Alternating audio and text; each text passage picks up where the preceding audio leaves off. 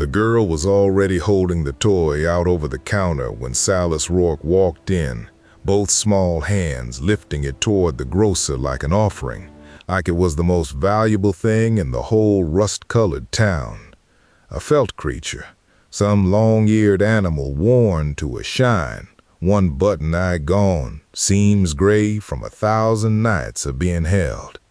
"How much bread does he buy?" she asked. The grocer, a broad Sethi man named Tovik, with soot on his apron, looked down at her.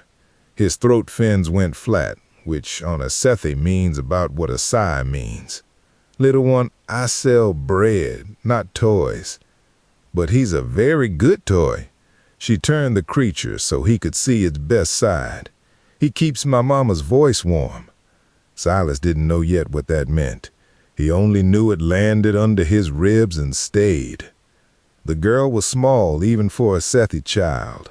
Deep violet skin, dusty at the knees, a cloud of silvery white curls, and the eyes, enormous, luminous, wet bright, the kind that could talk a moon out of the sky. On her back, slung an old flour sacking, slept a baby, tiny, her violet gone ashen, too still, coughing a wet cough no baby should have. "My sister sick," she explained, to no one, to everyone. "B needs the medicine bread, the kind with the yellow root, so I'm selling my toy. It's okay, he understands." Tovik looked at the baby, at the ledger with too many names crossed out in red. Silas watched a good man run out of room to be good in.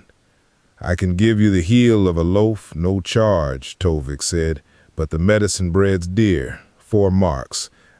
I'm not asking for free." She pushed the toy an inch closer, offended by the idea. "That's begging.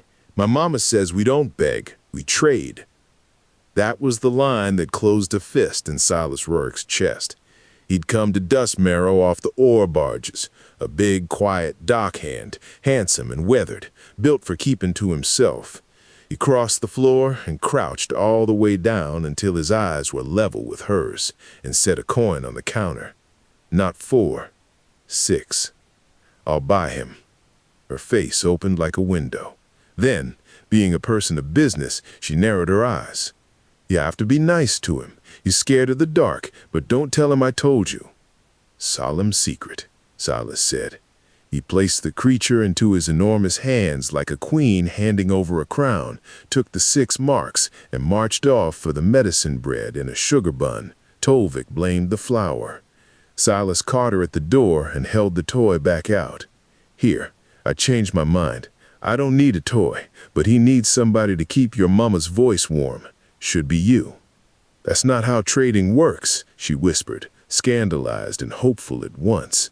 "It's how it works where I'm from. We're very bad at it. We give the thing back." She snatched the creature and hugged it so hard the last button eye dented her cheek. "His name is Pinder," she informed him, as if he'd earned it. "I'm Nima. That's B. You have a sad face for a nice person." "I get that a lot," said Silas Rourke, and watched her run home down an alley of scorched ceramic, Pinder's ears flapping. He told himself the matter was closed.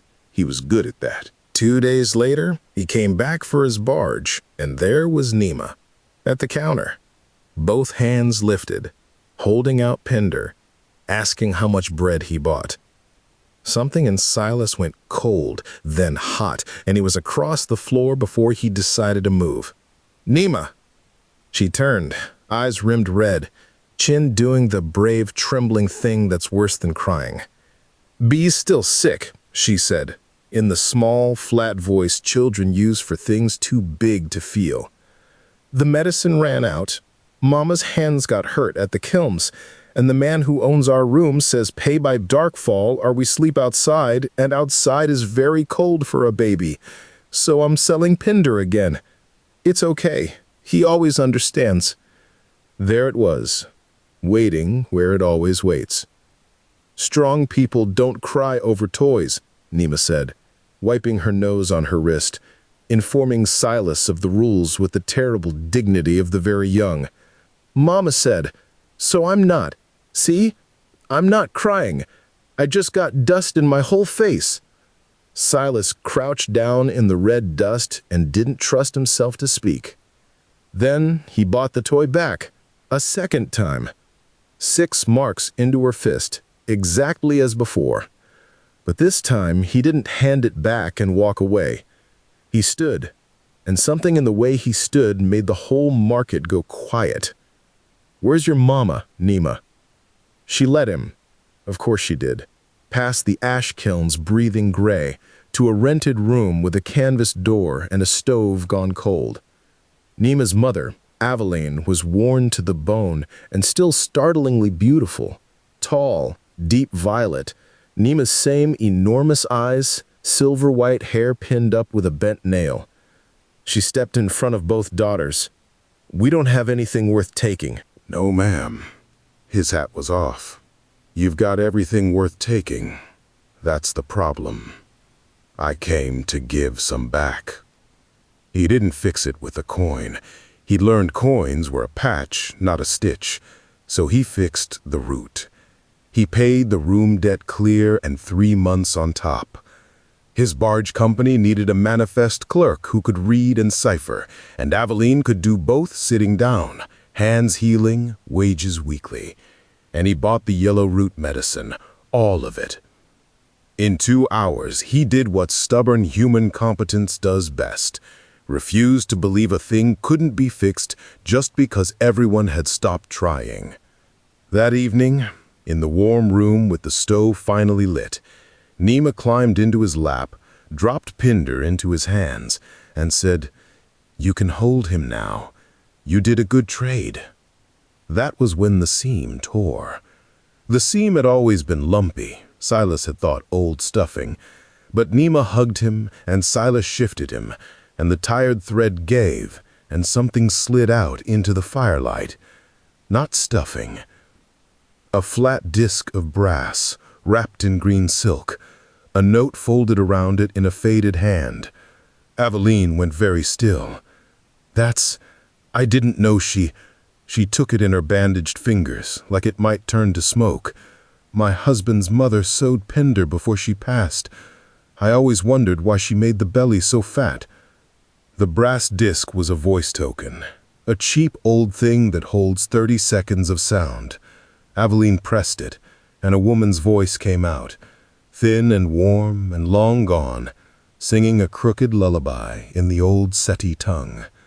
Nima's grandmother, recorded and sewn inside a toy, so that no matter what the girls sold, they would always have a voice to keep them warm. "He keeps my mama's voice warm," Nima said softly, watching the fire, not understanding why every adult in the room had dust in their whole face now. "See? I told you he was a good toy." The note in the grandmother's hand said only, "For when there is nothing left to sell, there is always this. Sing it to them." A fortune sewn into the shabbiest toy in dust marrow, just not the kind you spend. Begog well, within the week the baby was flushed warm at the cheeks and grabbing Pinder's last ear with both fat fists, shrieking with the joy of the newly healthy. And Silas Rourke, who'd come for a week of layover and a bag of saltfish, never left. "You still have a sad face for a nice person," Nima told him, months later, from her perch on his shoulders as they crossed the market, Bee babbling in Aveline's arms. "Not so sad now," Silas said. At the counter, Nima leaned down from his shoulders and held something out to Tolvek. Not the toy this time, but a coin. 6 marks, her own earned sweeping floors. "How much bread does this buy?" she asked, a person of business to the last. "For you?" Tolvek's fins rode high. "All of it." She kept the toy. She always would. And every night before the dark she was still a little scared of, she pressed the brass disc in Pinder's mended belly, and a grandmother's voice sang 2 small girls to sleep in a house that was at last warm. Silas Rourke had crouched down once to a little girl's eyes and refused to walk away.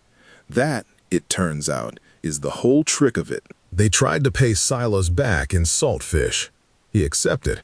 A trade is a trade, Anima made the rules very clear. If this one warmed you up, tap like and subscribe. It genuinely means the galaxy to this little community we're building.